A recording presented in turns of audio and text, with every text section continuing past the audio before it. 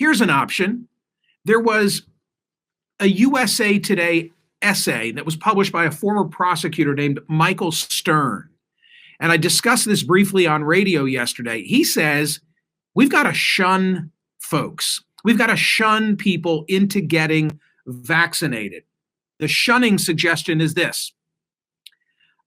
Businesses should make vaccination a requirement for employment. A COVID outbreak can shut down a business and be financially devastating, and failure to enforce basic health and safety measures is not fair to employees who have to work in offices, factories, and stores where close contact is required. Things should get personal too. People should require friends to be vaccinated to attend the barbecues and birthday parties they host. Friends don't let friends spread COVID. Yesterday's survey question at Smerconish.com asked whether it's time to shun. 7,241 people responded. What do you think the percentage was who said yes?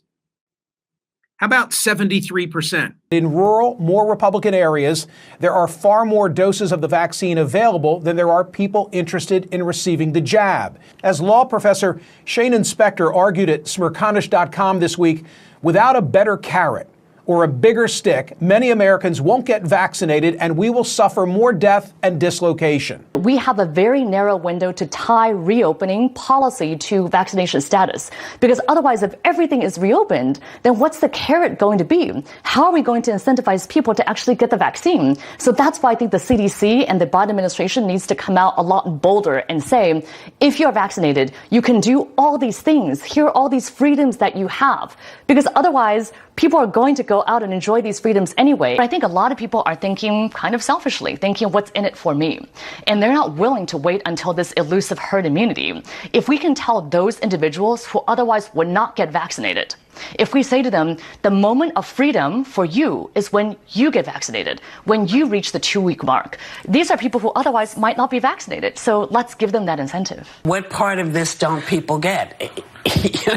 But Whoopi, aren't these the same people who wanted to have herd immunity by opening up the restaurants and having super spreaders?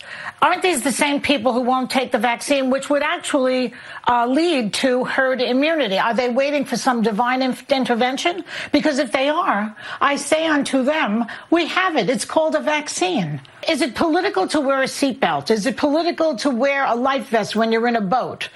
There are a million things like that, rules and regulations that are not political.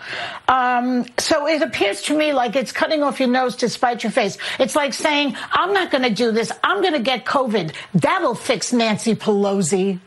Yeah. The messaging towards evangelicals and Republicans is, you dumb hillbillies, stay the hell away from me. And I don't think there's any way that's going to convince anyone of anything if that's the messaging coming out of the White House. I have no problem with vaccines, but the messaging is psychotic. A lot of this feels like it's more about control than science. If the vaccine is 94% effective, which we are told by science and the CDC and all smart people that come on the show it is.